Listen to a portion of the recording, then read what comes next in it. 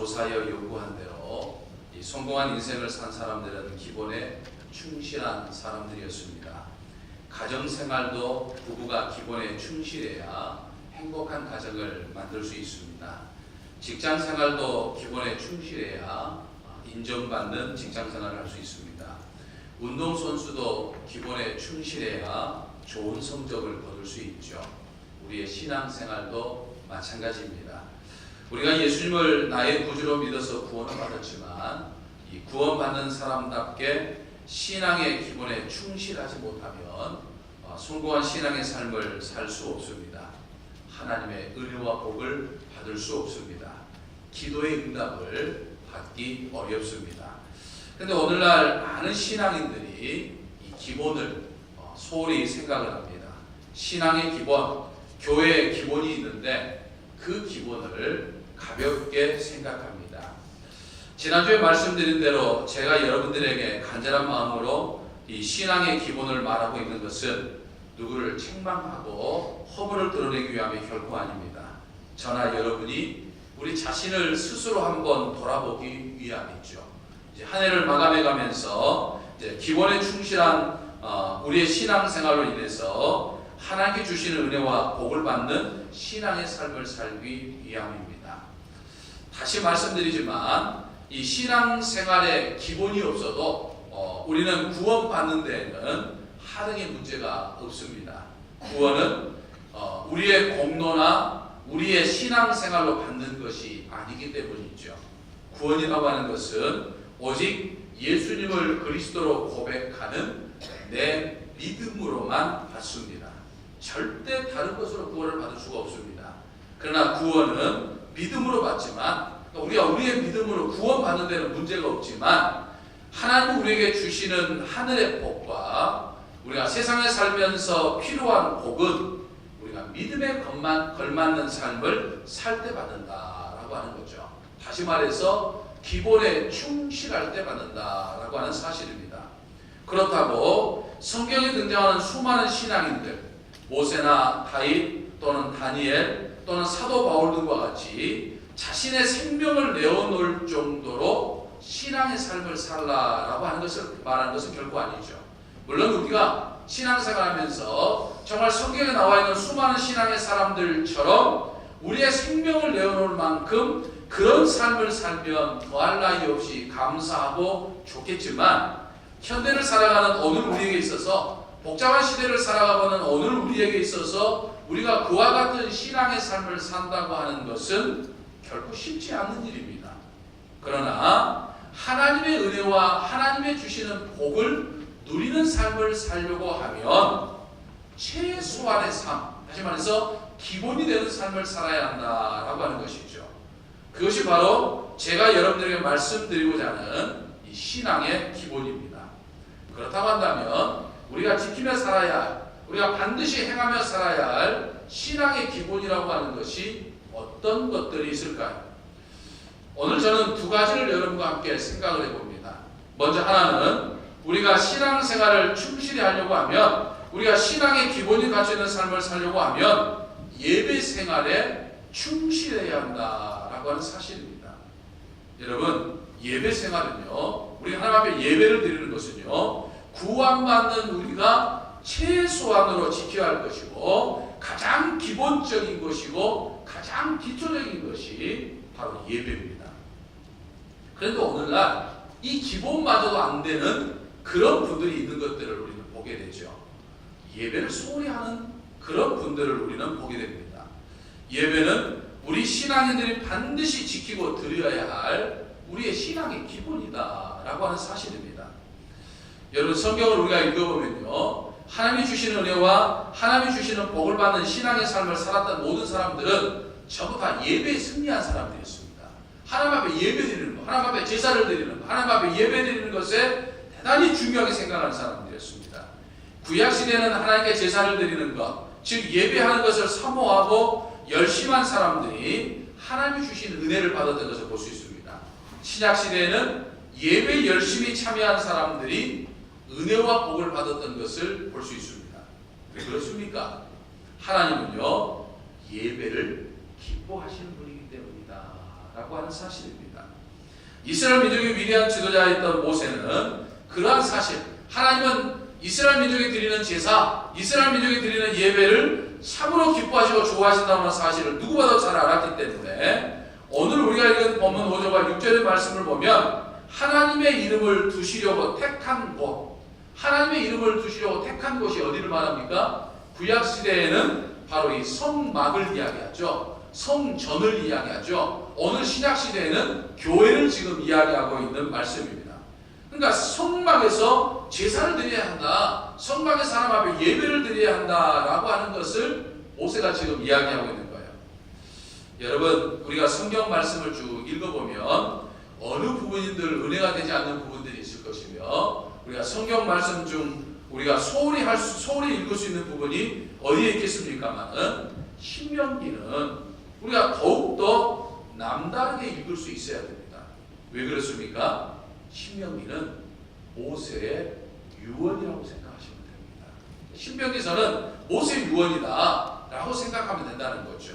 지금 이스라엘 민족이 요단 동편 땅에 와 있습니다. 이제 요단강을 건너서 요단 서편 땅, 가나안 땅을 가게 되는데, 지금 이 요단 동편 땅에서 지금 가나안 땅이 눈앞에 지금 보이는, 목전에 두고 있는 모세는 가나안 땅에 들어가지를 못합니다. 그래서 이제 가나안 땅에 이스라엘 민족을 이제 들여보내면서 이스라엘 백성들과 헤어지면서, 다시 말해 죽음을 앞두고서 이스라엘 민족이 가나안 땅에 들어가면 반드시 지켜야 할 것, 반드시 행해야 할 것들을 정말 유언하는 심정으로 권면하고 있는 것이 바로 신명기서입니다. 근데 모세는 이 신명기서 오늘 본문 말씀에서 뭐라고 이야기합니까? 이스라엘 백성들이 유언하기를 예배드리는 삶을 살아라, 그렇게 지금 이야기하고 있는 것을 볼 수 있습니다. 왜 그렇습니까? 그게 은혜 받는 것이고 그게 복 받는 길이기 때문이다 라고 하는 것이죠.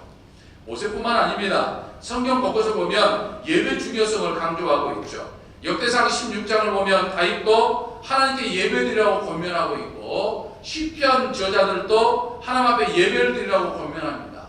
우리의 주님이 되신 예수님도 영과 진리로 하나님 앞에 예배드릴 것을 말씀하고 있어요. 예배가 우리 신앙생활의 기본입니다. 그러니까 가장 기본적인 것을 드리지 못하면서 우리가 하나님 앞에 은혜를 받는다, 하나님 앞에 복을 받는다, 참으로 어려운 일이죠. 그래서 우리는 무엇보다도 주일 예배를 철저히 드려야 합니다. 오늘 여러분들이 이렇게 주일날 주일 예배를 드리는 거 정말 하나님이 기뻐하시고 좋아하시는 일이다 라고 하는 거죠. 이 주일 예배는 우리 신앙인의 가장 기본적인 삶인 것입니다. 주일 예배를 드리는 기본도 지키지 못하면서 하나님으로부터 복과 은혜를 받는다고 하는 거 쪼까 거시기해 보이죠. 원하지 않아요. 하나님 기뻐하지 않아요. 주일 예배는 정말 목숨을 걸고 지켜야 하는 것입니다. 저는 평소 제 아이들에게 이 주일 예배에 대해서 이야기를 많이 합니다. 주일 예배를 드리지 않으면 용돈도 없습니다. 저는 또 제 아이들에게 평소에 이야기를 합니다. 엄마나 아빠도 이제 언젠가는 하나님의 부르심을 받아서 죽을 때가 올 건데, 혹 엄마 아빠가 죽는 장례식 때 주일이 끼면 반드시 주일 지키고, 그러니까 빈소 지킨다고 교회 가서 예배 안 드리면 안 된다. 돌아가면서 반드시 주일 예배 드리고 그리고 빈소 지켜라. 저는 그렇게 이야기를 합니다. 왜요? 주일 예배 드리는 것이 기본이기 때문입니다. 사랑하는 성도 여러분, 주일 예배를 목숨처럼 소중히 지키시기를 바랍니다. 목사님, 저는 뭐 구원만 받으면 됩니다 라고 생각하는 분이 계시다고 한다면 주일 예배를 목숨처럼 소중하게 지키지 않으셔도 됩니다. 은혜와 복 그건 안 받아도 됩니다 라고 생각하시면 주일 예배를 지키지 않아도 돼요. 그러나 정말 내가 구원받고 세상에 살면서 하나님의 보호하심과 하나님의 이끄심과 하나님의 준비하신 은혜와 복을 받는 삶을 살기를 원한다면 정말 주일 예배를 목숨처럼 지켜야 합니다. 출타 등의 이유로 피치 못해서 우리 정읍제일교회에서 주일 예배를 드리지 못할 때도 없잖아. 있습니다. 그럴 때는요, 출타하는 곳에서, 내가 지금 출타하는 곳에서 내가 서울을 가면 서울로, 부산을 가면 부산으로 가서 그곳에서 가장 가까운 교회라도 가서 주일 예배를 드려야 돼요. 그게 우리의 삶입니다. 그것이 여러분이 하나님으로부터 은혜 받는 길이요, 복을 받는 길입니다. 믿으십니까? 믿으십니까? 네. 사랑하는 성도 여러분, 할 수만 있으면 주일 예배뿐만 아니라 교회에서 드리는 모든 예배도 열심히 드리시기를 바랍니다. 멀리 객지에 있는 자녀들이 부모를 자주 찾아뵈면 부모들의 마음이 흐뭇합니다. 마찬가지로 예배는요, 하나님을 찾아가는 거예요. 예배를 드린다라고 하는 것은 하나님을 찾아가서 하나님을 뵙는 거예요. 하나님을 만나는 것입니다. 하나님은 많은 예배를 통해서 우리와 자주 만나는 것을 기뻐하시는 분이 바로 우리가 믿는 하나님이셔요. 하나님의 자녀인 우리가 드리는 예배는 하나님의 기쁨입니다. 그래서 예배에 열심히 참여하는 신앙으로 인해서 하나님의 기쁨이 되어야 한다라고 하는 것입니다. 초대교회 교인들은요, 예배 드리는 것이 쉽지가 않았습니다. 왜냐하면 예배는 드리고 싶은데 예배를 드리는지 알면 박해가 심했기 때문이에요. 그래서 어느 장소에서 지금 기독교인들이 모여서 그리스도인들이 모여서 예배를 드린다라고 하는 것이 알게 되면 군인들이 아주 득달같이 쫓아와가지고 예배 드리는 사람들을 마구 때리거나 잡아 가두거나 심지어는 죽였습니다.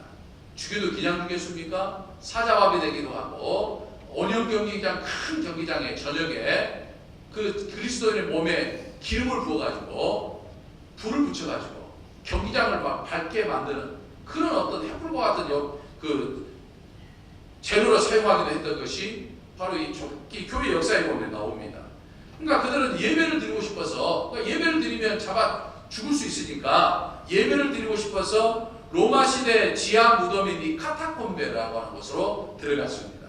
그러니까 지하 무덤으로 자꾸 땅을 파고 들어가가지고 지하 무덤에 살면서 거기서 예배를 드렸습니다. 거기에 이제 지하에 도시를 만들어가지고 거기서 살았어요. 거기서 살면서 예배를 드렸습니다. 그래서 이 카타콤베는 얼마나 그 지하로 땅을 많이 팠으면 지금도 사람이 잘못 들어가면 미아가 되어버립니다. 찾아 나올 수가 없어요. 그렇게 꼬물꼬물 만들어가지고 로마 군인들이 들어오면 길을 잃어버릴 정도로 그렇게 만들어서 예배를 드렸습니다. 산 위에다가 동굴을 뚫어서 생활하면서 예배를 드렸습니다. 동굴은 아주 조그맣게 뚫었어요. 겨우 한 사람 몸이 빠져나갈 수 있을 만큼. 왜냐하면 갑옷을 입은 로마 군인들이 들어오지 못합니다.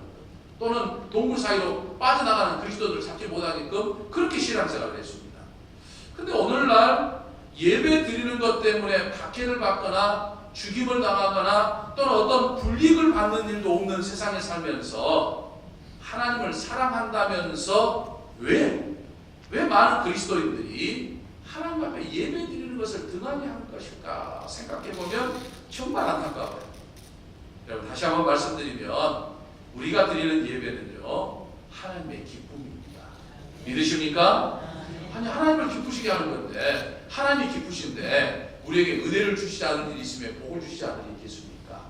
그러므로 늘 하나님 앞에 예배를 드림으로 인해서 구원의 축복뿐만 아니라 하나님 주시는 은혜, 하나님 주시는 복을 충만히 누리며 사는 저와 여러분 되시기를 주님의 이름으로 간절히 축원합니다.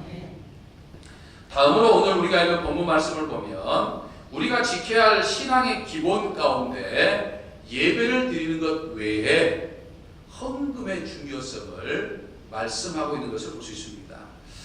저는 이제 정읍적에 와서 여러분과 신앙생활하면서 처음으로 이 신앙생활의 기본이 되는 헌금의 중요성에 대해서 여러분들이 말씀을 드립니다. 요즘처럼 어려울 때 헌금에 관한 설교는 사실은 목회자들에게는 커다란 부담입니다. 그럼에도 불구하고 가르치지 않을 수 없습니다. 왜냐하면 그것이 하나님의 은혜와 복을 받는 신앙의 기본이기 때문입니다. 헌금에 대해서 제대로 가르친 것이 목사의 사명 가운데 하나이죠.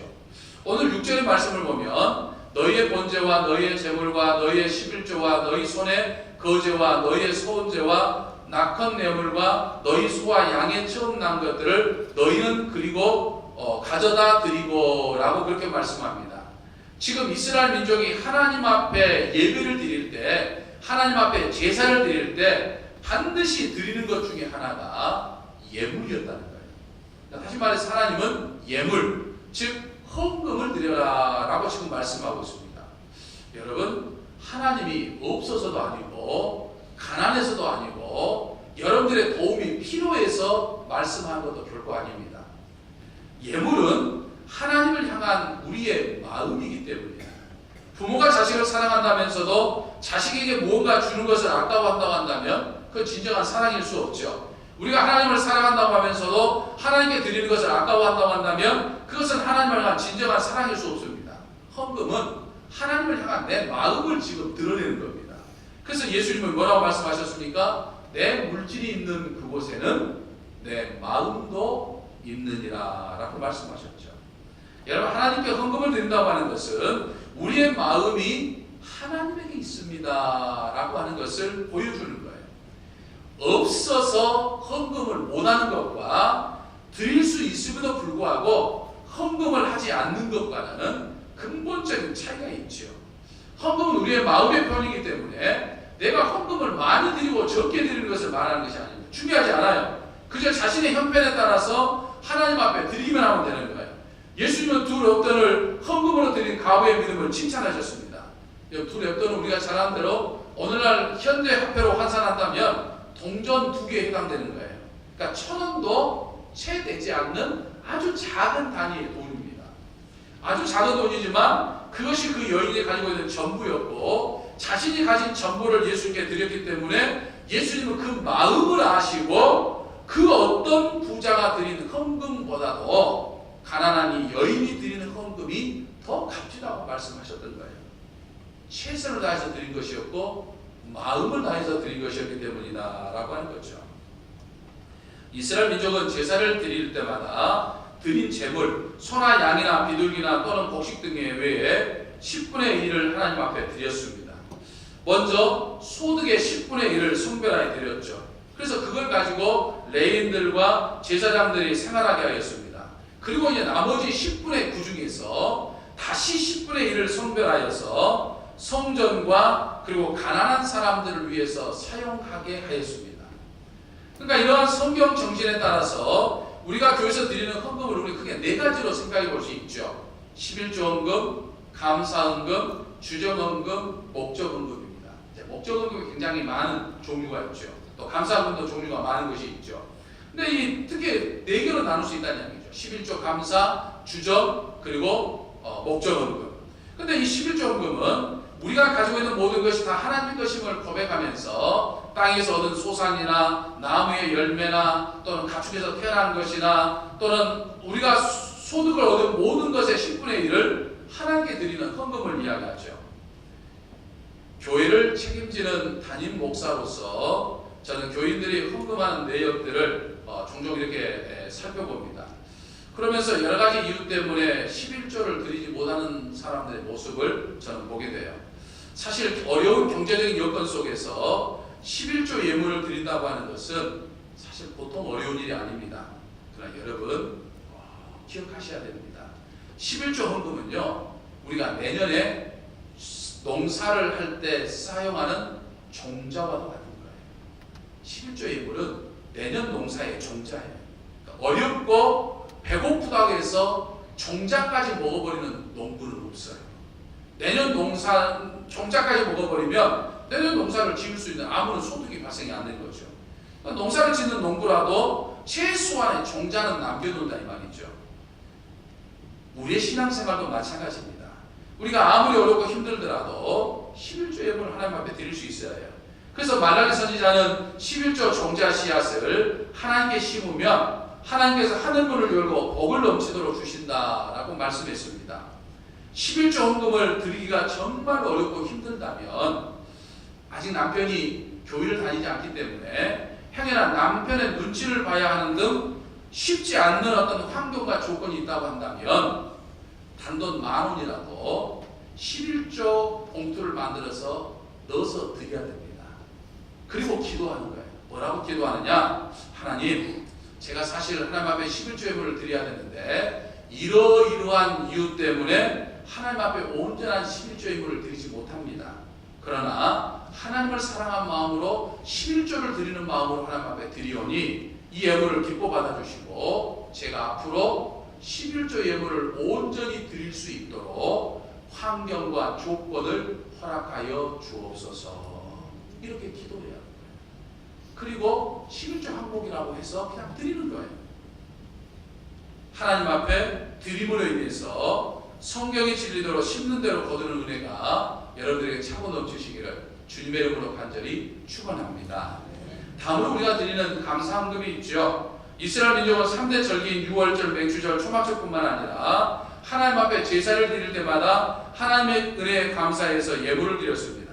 감사를 드린 겁니다. 이것은 우리가 감사 생활해야 한다고 하는 것을 의미하죠.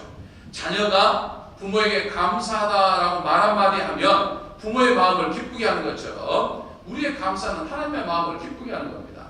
그러면 일상생활 속에서 하나님의 은혜가 깨달을 때마다 하나님 앞에 감사해야 되는 거예요. 감사할 줄 아는 생활과 감사할 줄 모르는 생활은 삶의 결과가 달라질 수밖에 없습니다.